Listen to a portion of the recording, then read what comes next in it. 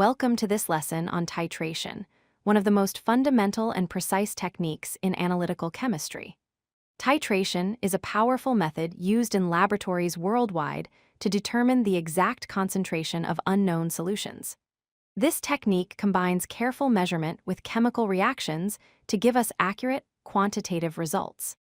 Throughout this lesson, you'll learn the essential principles, equipment, procedures, and best practices that will help you master this important laboratory skill. Titration is a quantitative analytical technique that allows us to find the unknown concentration of a solution. The method works by carefully reacting the unknown solution with another solution whose concentration we already know precisely. By measuring exactly how much of the known solution is needed to completely react with the unknown solution, we can calculate the concentration of the unknown. This is truly volumetric analysis at its finest, as it relies on extremely precise volume measurements to achieve accurate results. The beauty of titration lies in its simplicity and reliability when performed correctly. Let's understand the essential terms you'll encounter in every titration. The titrant is the solution with known concentration that we add carefully from a burette. The analyte is the solution whose concentration we're trying to determine, placed in a flask. The equivalence point is the exact moment when the titrant and analyte have reacted in perfect stoichiometric proportions according to the balanced chemical equation. The endpoint is what we actually observe, usually as a color change, indicating that the reaction is complete. Ideally, the endpoint should occur at or very close to the equivalence point for accurate results. Successful titration requires specific laboratory equipment, each serving a critical purpose. The burette is a long graduated tube that delivers the titrant with exceptional precision, allowing us to measure volumes to the nearest 0.05 milliliters. A pipette measures an exact volume of analyte to transfer into the flask. The conical flask, also called an Erlenmeyer flask, holds the analyte during the titration and allows easy swirling. An indicator is added to signal the endpoint through a dramatic color change. A white tile placed under the flask enhances our ability to detect subtle color changes. Finally, we need a standard solution, which is our titrant with a precisely known concentration, often prepared using a primary standard. The titration procedure begins with careful preparation. First, rinse the burette thoroughly with the titrant solution to remove any water or contaminants, then fill it to the 0 mark or slightly above. Next, use a pipette to measure a precise volume of analyte and transfer it into a clean conical flask. Add a few drops of appropriate indicator to the analyte solution. Before starting, record the initial burette reading accurately to the nearest 0.05 milliliters. Make sure to read the meniscus at eye level to avoid parallax errors. These initial steps set the foundation for accurate results. Now we begin the actual titration process.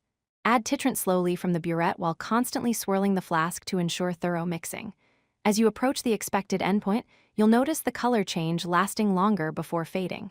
At this stage, add the titrant drop by drop, swirling after each addition.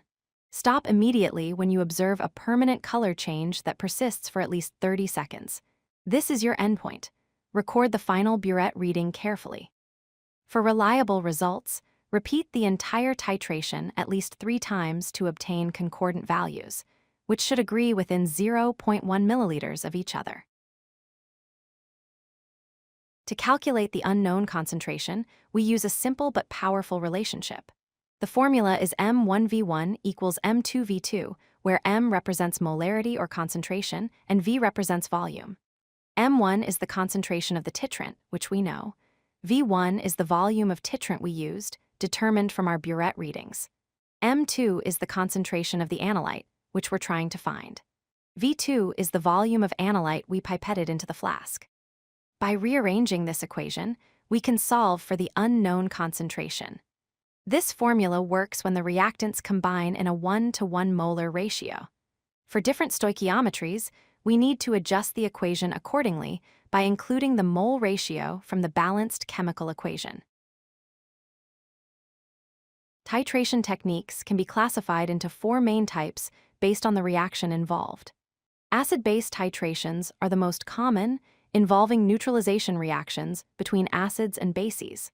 For example, hydrochloric acid can be titrated with sodium hydroxide. Redox titrations involve electron transfer between oxidizing and reducing agents, such as using potassium permanganate to titrate iron 2+ ions. Complexometric titrations form soluble complexes with metal ions. EDTA titrations with calcium ions are a classic example used in water hardness analysis. Precipitation titrations form insoluble precipitates, like using silver nitrate to titrate chloride ions, forming a white precipitate of silver chloride. Each type requires specific indicators and techniques suited to the reaction chemistry. Understanding potential errors helps us achieve more accurate results. Air bubbles trapped in the burette tip can cause significant volume inaccuracies, so always remove them before starting. Parallax error occurs when reading the burette meniscus from an angle rather than at eye level, leading to incorrect volume measurements. Overshooting the endpoint by adding titrant too quickly is a common mistake that makes your results higher than the true value. Contaminated glassware can introduce unwanted chemicals that affect the reaction stoichiometry. Choosing the wrong indicator for your pH range means the endpoint won't match the equivalence point. Finally, temperature variations can cause solution volumes to expand or contract, affecting the accuracy of your measurements. Being aware of these errors allows you to take steps to minimize them. Following best practices ensures reliable and reproducible results.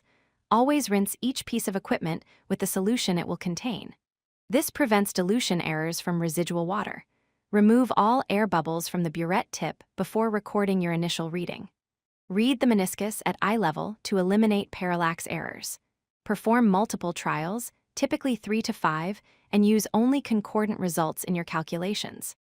Concordant values should agree within 0.1 milliliters. Use a white tile beneath your flask to detect the color change clearly against a neutral background. When approaching the endpoint, add titrant drop by drop while swirling continuously. With practice and attention to detail, you'll develop the skill and confidence to perform accurate titrations consistently. Master this technique through repeated practice, and you'll have a valuable analytical tool at your disposal. If you like this video, hit that like button and don't forget to subscribe. Visit codelucky.com for more such useful content.